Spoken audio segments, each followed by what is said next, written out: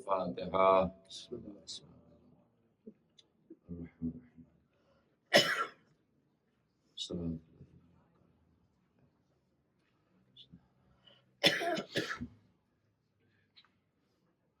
لا حول ولا قوة إلا بالله العلي العظيم. أعوذ بالله من الشيطان اللعين الرجيم. بسم الله الرحمن الرحيم. الحمد لله رب العالمين. الصلاة والسلام على أشرف الأنبياء والمرسلين سيدنا ونبينا وشفيع ذنوبنا وطبيب قلوبنا ومذكر نفوسنا مولانا ومقتدانا أبي القاسم المصطفى محمد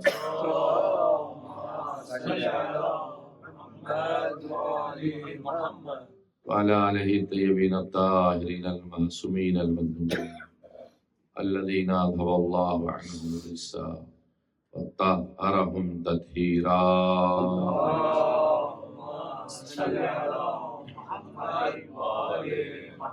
لعنة الله على أعدائهم أجمعين من أسرنا إلى قيام يوم الدين. أما بعد فقد قال مولانا الإمام حسن العسكري عليه الصلاة والسلام: بسم الله الرحمن الرحيم. علامات المؤمن خمس. صلوات پڑھ دیں محمد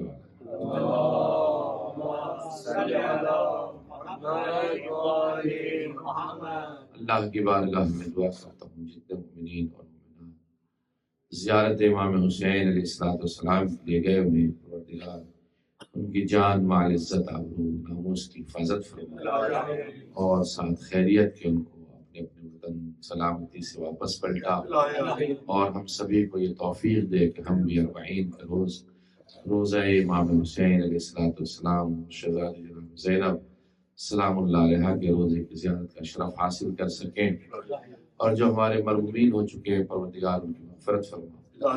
بالخصوص ہمارے قمر نقوی صاحب کے اہلیہ جن کا انہی ہفتے انتقال ہوا، پالنے والے ان کے درجات بلند ہیں، بلند تر فرما.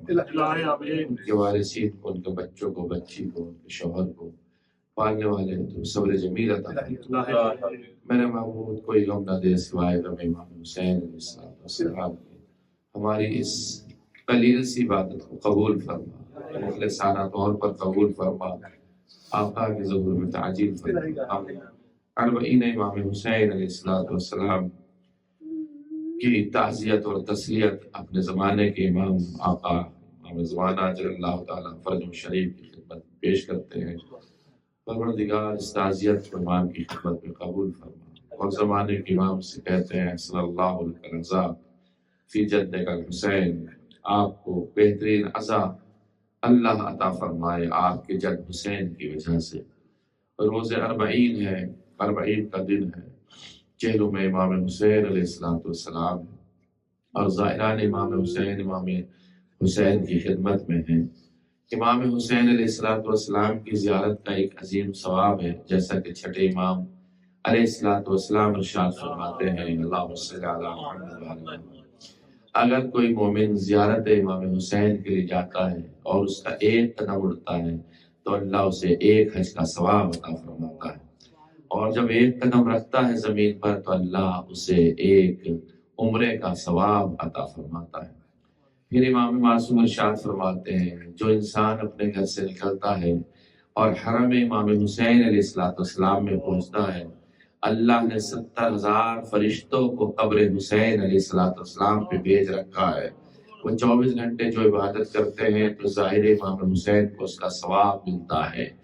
ایک روایت میں آیا کہ امام حسین علیہ السلام کی زیارت کا ثواب 4,000 فرشتے قتل امام حسین کے دن سے لے کر آج تک اللہ کی بارگاہ میں عبادت کرتے ہیں. اور جو انسان زیارت امام حسین کو جاتا ہے اپنی عبادت کا ثواب اس مومن کو لکھ دیتے ہیں، اس مومن کو دے دیتے ہیں. یہ زائر امام حسین علیہ السلام جب قبر امام حسین سے خدا حافظی کرتا ہے تو روایت یہ بتاتی ہے کہ جب مومن جاتا ہے تو ملائکہ اس کے پیچھے آتے، اسے آواز دیتے ہیں ذرا ٹھہر جا، تجھے رسول اللہ سلام پہنچا رہے ہیں، تجھے شہزادی فاطمہ زہرا سلام پہنچا رہی ہیں۔ مومن جب زیارت کو جاتا ہے تو خدا عالم اس کی عمر کے جو ایام خرچ ہوئے ہیں اس کے عمر کو بڑھا دیتا ہے۔ مومن جب زیارت کو جاتا ہے، ظاہر سی بات ہے یہ زیارت امام حسین اور 40 سے متعلق مجلس ہے۔ 40 یعنی 40 کا عدد، 40 یعنی شہداء کا چہلم، 40 یعنی 40واں، 40 یعنی چہلوں کا دن۔ قرآن مجید نے بھی اس کا تذکرہ کیا ہے سورہ احقاف کی 15ویں آیت میں، وَوَصَّيْنَا الْإِنسَانَ لِوَالِدَيْهِ إِحْسَانًا، ہم نے وصیت کی ہے انسان کو کہ اپنے والدہ اپنے والدین کے ساتھ وہ نیکی کرے، اس لیے کہ تمہاری والدہ نے تمہیں حالت مجبوری میں، حالت کراہیت میں، مشکلات میں تمہیں حمل کیا ہے اور تمہیں اپنے بدن سے جدا کیا ہے۔ تقریباً اس میں 30 مہینے ہیں۔ 30 مہینے کی مدت سے مراد یہ ہے کہ حمل اگر 6 مہینے کا ہے تو 24 مہینے جو ہیں وہ تمہیں شیر پلانے کے لیے ہیں۔ اس کے بعد جو جملہ ہے وہ بڑا عجیب و غریب ہے، اور انسان حتی اذا بلغ اشدہ، جب انسان طاقتور ہو جاتا ہے، اشدہ سے مراد یہاں تقریباً 30-35 سال کا انسان جب ہو جاتا ہے، وَإِذَا بَلَغَ 40 سَنَةً، اور جب وہ 40 سال کا ہو جاتا ہے تو اللہ اس کی عقل کو مکمل کر دیتا ہے۔ یعنی یہاں بھی ایک لفظ 40 آیا، یہاں بھی ایک لفظ 40 سورہ احقاف میں آیا ہے کہ جب انسان 40 سال کا ہو جاتا ہے تو اللہ اس کی عقل کو مکمل کر دیتا ہے، عقل کامل ہو جاتی ہے۔ اس بات سے پتہ چلتا ہے کہ صرف عقل والے حضرات ہی 40 کو مناتے ہیں اور 40 کو جاتے ہیں۔ اس سے پتہ چلتا ہے جن کی عقل مکمل نہیں ہوئی ہے وہ بھی 40 پہ نہیں گئی ہیں۔ پھر روایات میں آیا 40 سے متعلق، یہ تو قرآن مجید کی آیت تھی، روایات بتاتی ہے اگر کوئی مومن 40 حدیثوں کو یاد کر لیتا ہے تو روز محشر جب برپا ہوگا تو روز محشر ایسا انسان جسے 40 حدیثیں یاد ہوں گی وہ فقیہ شمار کیا جائے گا، وہ مجتہد شمار کیا جائے گا۔ پھر روایات میں آیا ہے کہ مومن اگر کوئی 40 دن تک نماز کو جماعت سے پڑھ لیتا ہے تو اللہ 2 صلہ اسے عطا فرماتا ہے، براءۃ من النار، آتش جہنم سے اسے آزاد کر دے گا، وبراءۃ من النفاق، اور اس کے دل میں جو نفاق ہے اسے اللہ ختم کر دیتا ہے۔ یہاں بھی 40 کا لفظ آیا، 40 دن تک جو نماز پڑھ لیتا ہے۔ پھر روایت میں آیا اگر مومن دعا کرتا ہے اور 40 مومنین اس کی دعاؤں میں آمین کہتے ہیں تو اللہ اس کی دعاؤں کو قبول کرتا ہے۔ یہاں بھی لفظ 40 آیا ہے ذانے گرامی۔ پھر روایات میں آیا ہے کہ ایک مومن کے گھر سے 40 گھر تک جو ہوتے ہیں وہ مومنین کے گھروں میں شامل کیے جاتے ہیں۔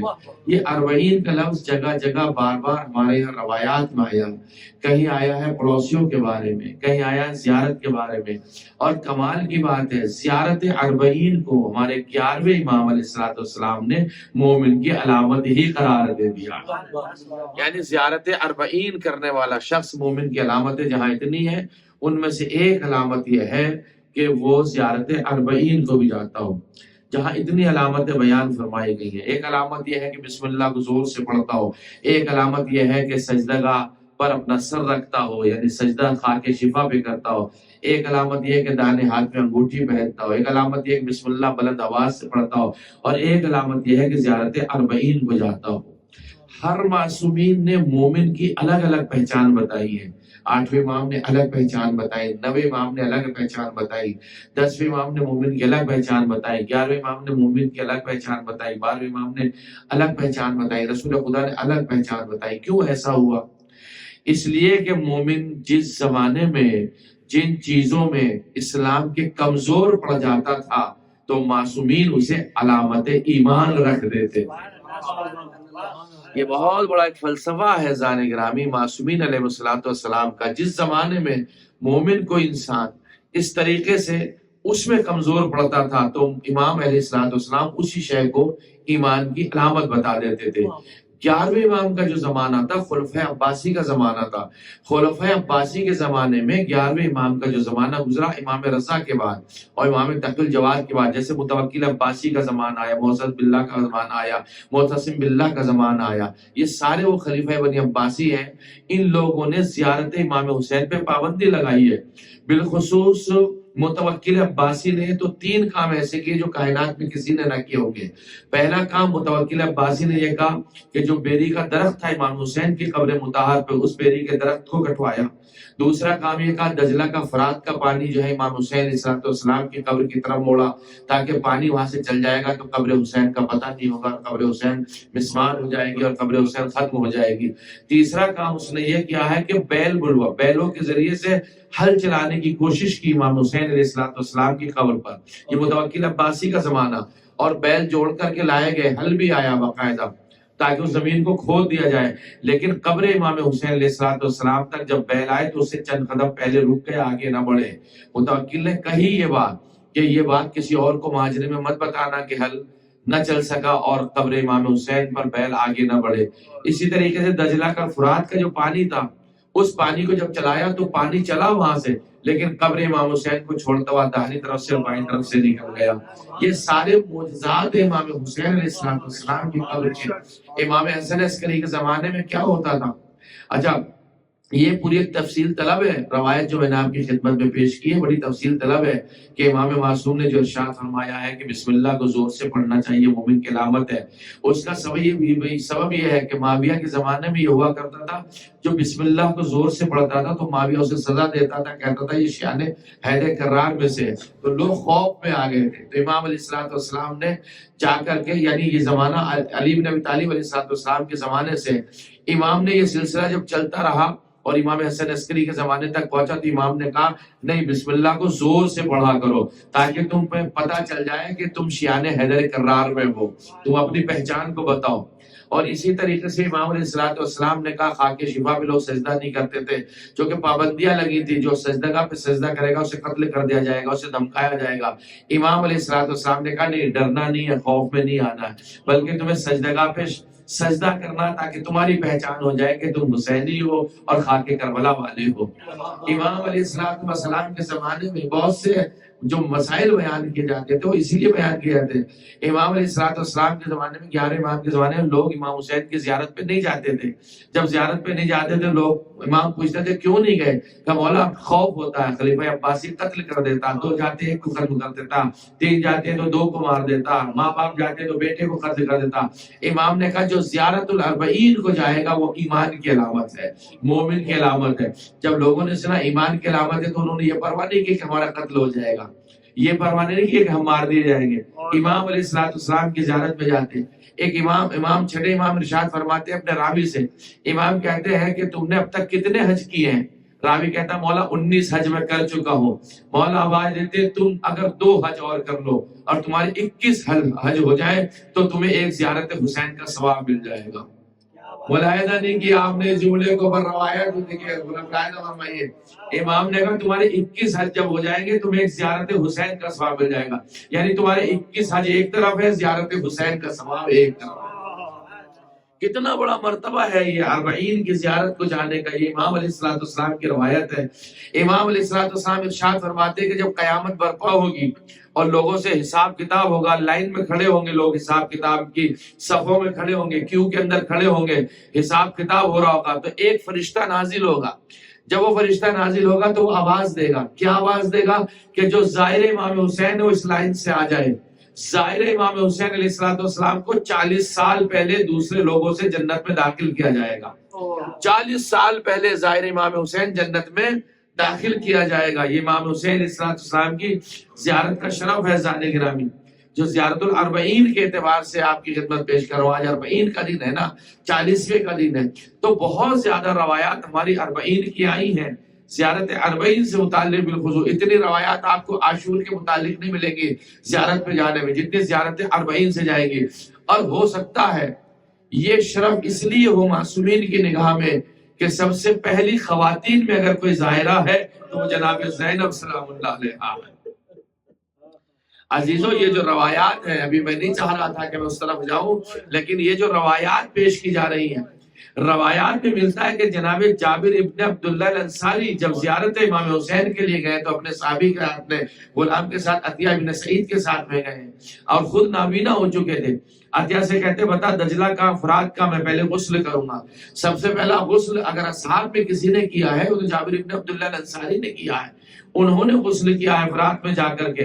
پھر عطیہ سے پوچھا عطیہ کچھ خوشبو والی چیز ہے, عطر ہے, کوئی چیز ایسی ہے تمہارے پاس میں جو میں لگا کر حسین کی قبر تک جاؤں؟ کہتے ہیں اچھے کپڑے پہنے جابر نے.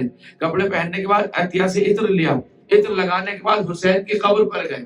اور جب حسین کی قبر پر گئے ہیں تو سب سے پہلا سلام جناب جابر ابن عبداللہ الانصاری نے, جو امام حسین کو 40 کے دن کے آج ہی کے دن پہنچے تھے, جناب جابر ابن عبداللہ الانصاری سب سے پہلا سلام کیا, السلام علیکہ یا ولی اللہ و حبیبہ, اے ولی خدا اور اے حبیب خدا تجھ پر میرا سلام ہو.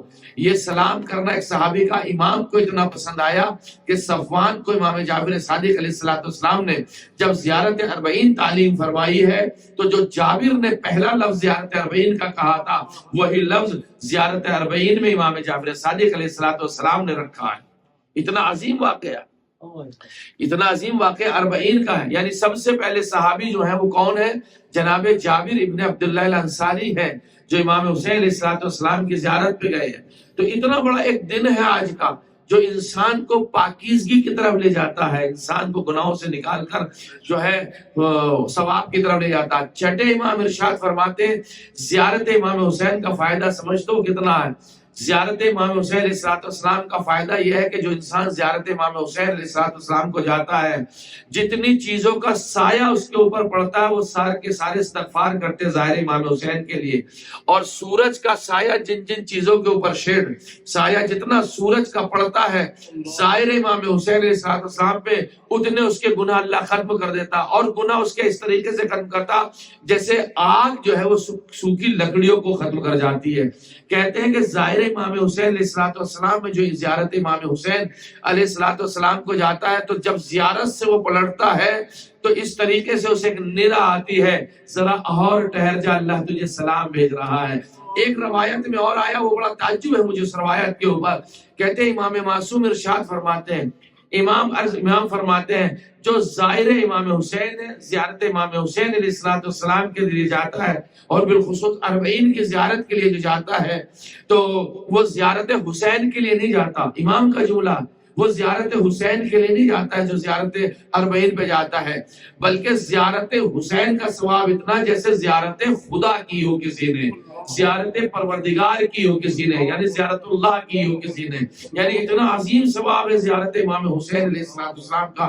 امام معصوم کی روایات جو زیارت سے متعلق ہیں اور جو زیارتیں ہیں وہ کتاب کامل الزیارات میں ابن قلویہ نے سب سے پہلی کتاب جو اتھینٹک کتاب لکھی گئی, جو معتبر کتاب ہے جس کے اندر ریفرنس سب سے زیادہ معصومین علیہ السلام سے ہے, وہ خود ابن قلویہ کہتے ہیں یہ 4 صدی کے تھے.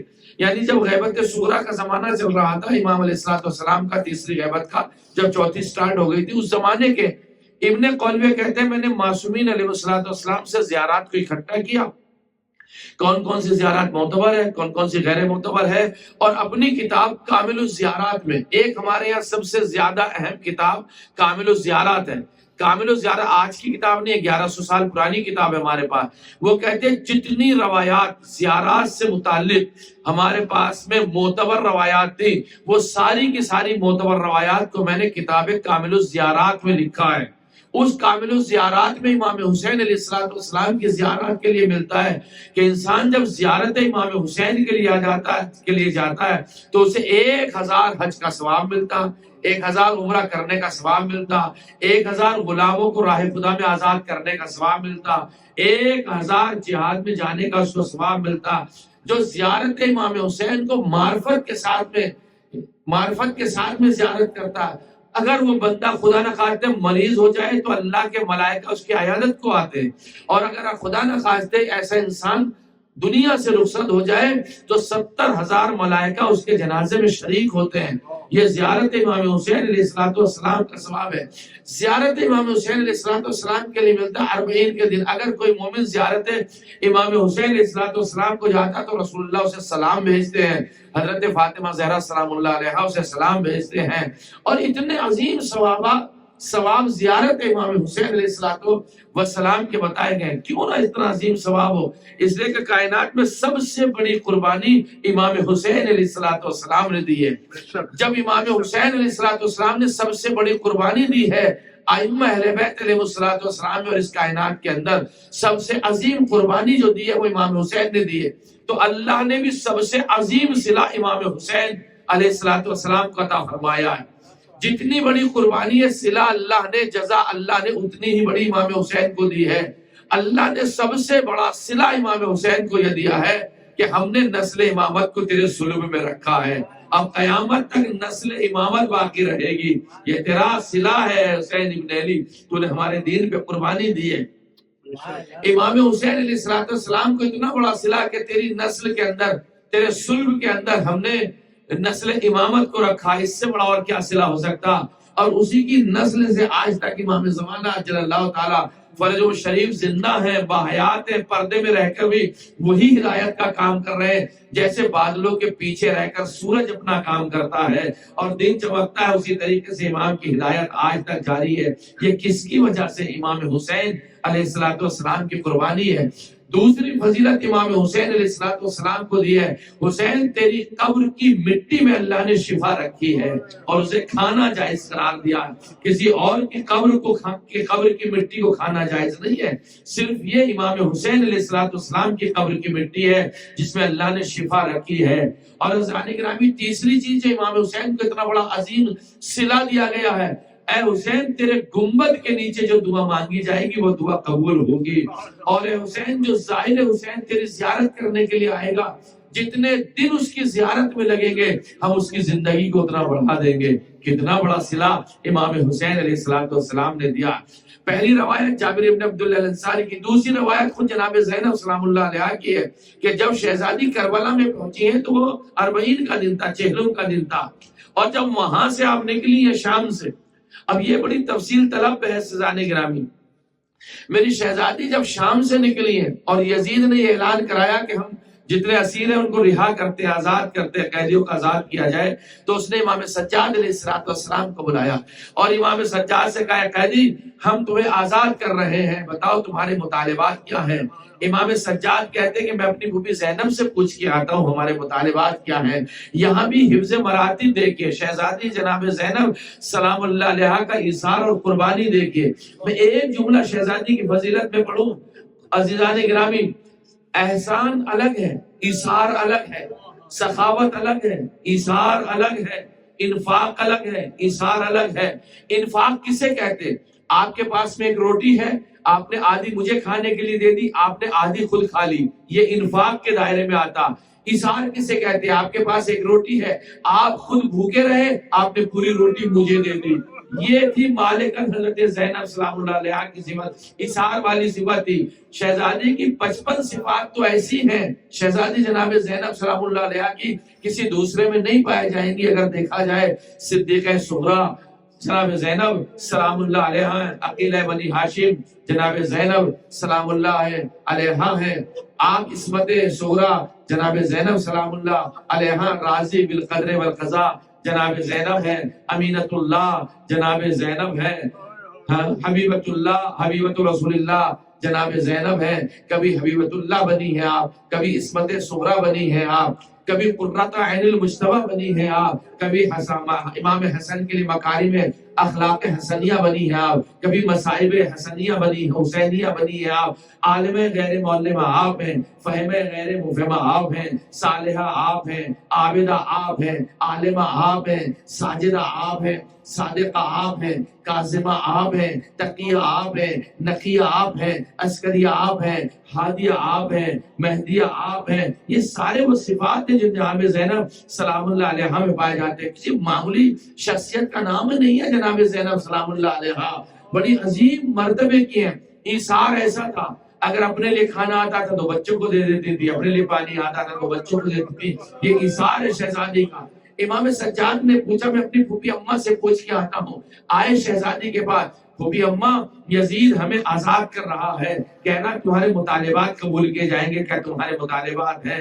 تو ایک مرتبہ شہزادی کہتی ہے سجاد بیٹا جا کے یزید سے کہہ دے ہمارے 3 مطالبات ہیں۔ پہلا مطالبہ تو ہمارا یہ ہے جو سامان تو نے ہمارا لوٹا ہے وہ ہمیں واپس دے دے۔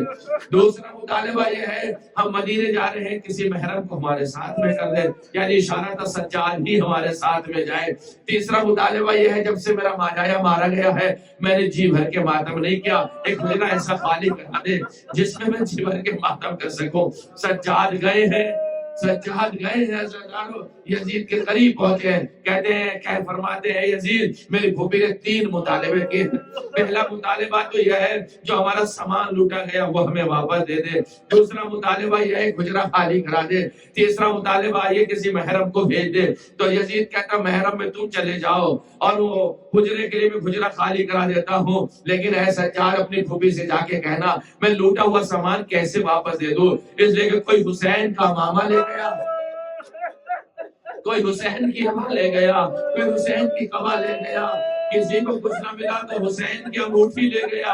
اور تاریخ نے لکھا جب حسین کی انگوٹھی نہ اتری ایک شکی نے اس طریقے سے انگلی کو کاٹا تھا کہ حسین کی انگوٹھی اتار کر کے لے گیا۔ آزادار بڑا قیامت کا منظر روز 40 کا صاحب ہے، آپ کی خدمت میں پڑھ رہا ہوں، ایسے رونا ہے جیسے مبنوں کے 40 میں روتے اپنے چہروں میں، بلکہ اس سے بھی بڑھ کے ہمیں گرجا کرنا ہے، دل بھر کے ہمیں برسہ دینا ہے، ہمیں زینب کبریٰ کو برسہ دینا ہے، ہمیں شہزادی فاطمہ کو برسہ دینا ہے، ہمیں زمانے کے امام کو برسہ دینا ہے۔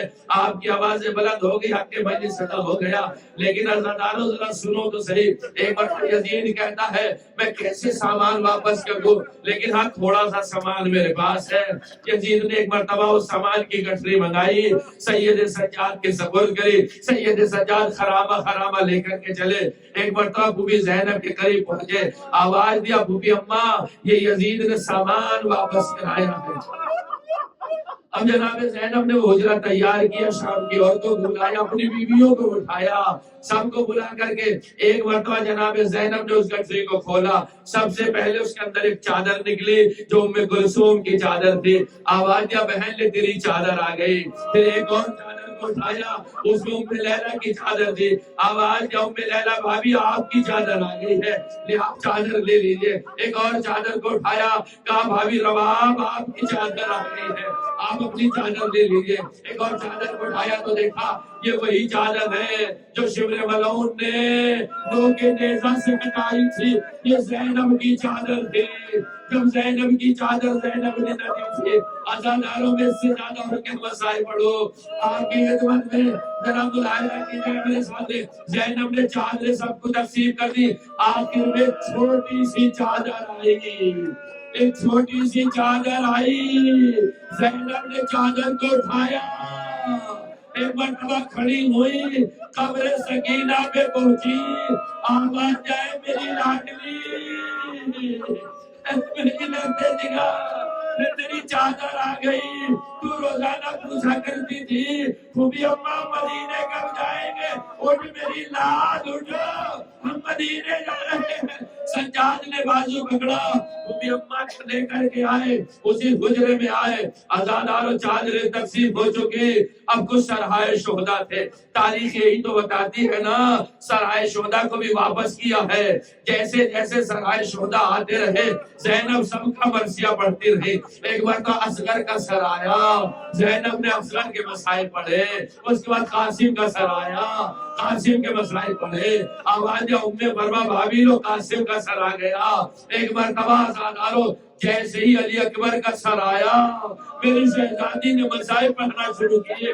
شام کی عورتوں نے چیخ چیخ کے رو رو کے آوازیں دے کر کہنے لگی اے کاش خدایا اس جوان کے مرنے سے پہلے اس کی ماں دنیا میں نہ رہی ہو۔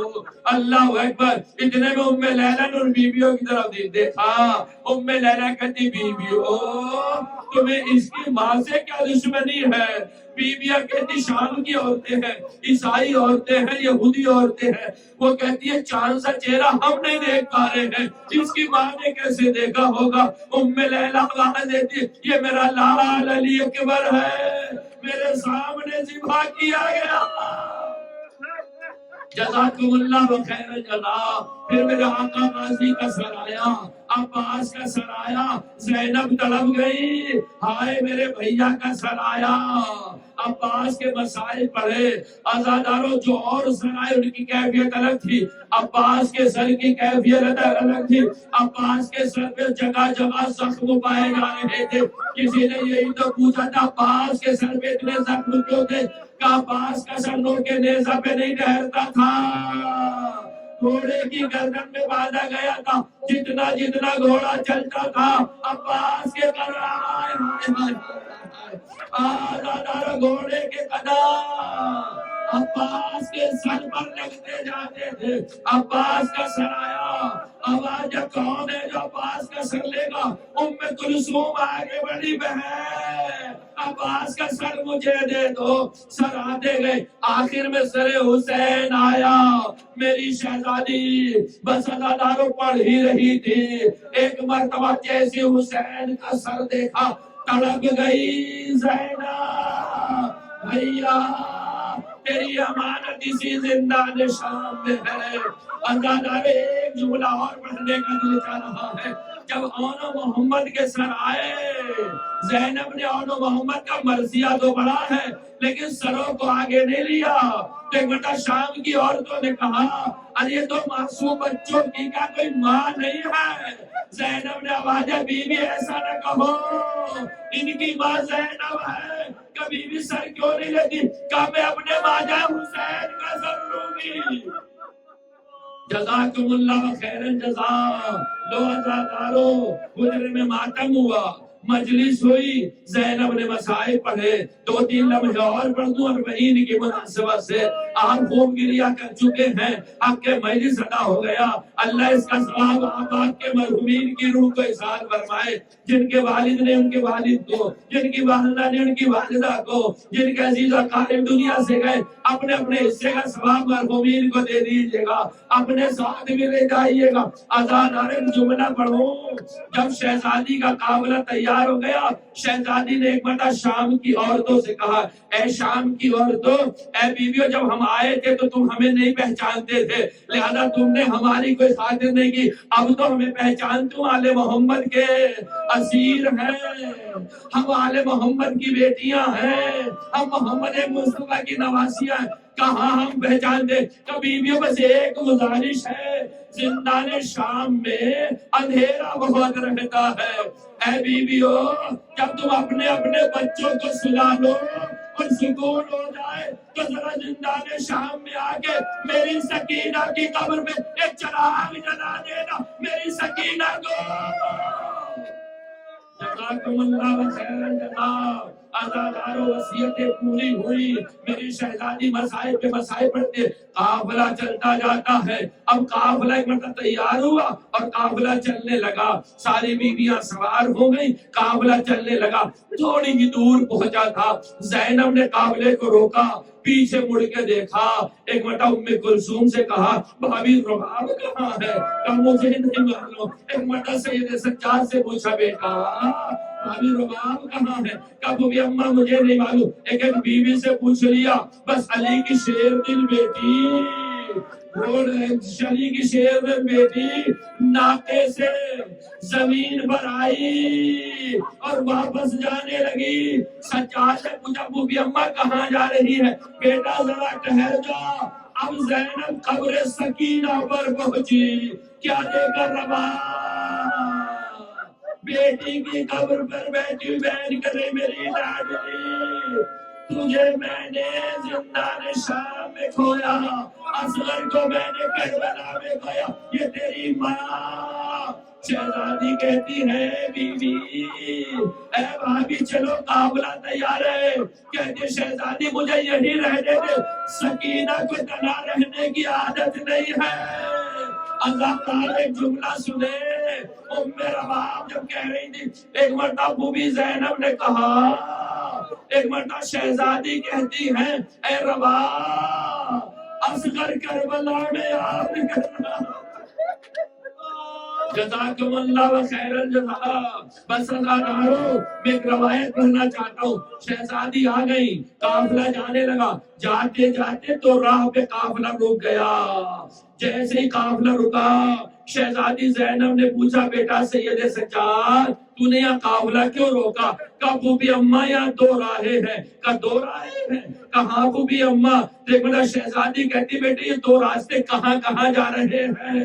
شہزادی نے جیسے کہا یہ دو راستے کہاں جا رہے ہیں، سجاد کہتے پھوپھی اماں ایک راستہ مدینے کو جا رہا ہے، ایک راستہ کربلا کو جا رہا ہے۔ ازادارو قیامت کا منظر ہے۔ ایک مرتبہ میری شہزادی کہتی، بیٹا مجھے کربلا والے راستے سے لے کے چل، میں ماں جائے کی قبر پہ جانا چاہتی ہوں۔ جب سے میرا حسین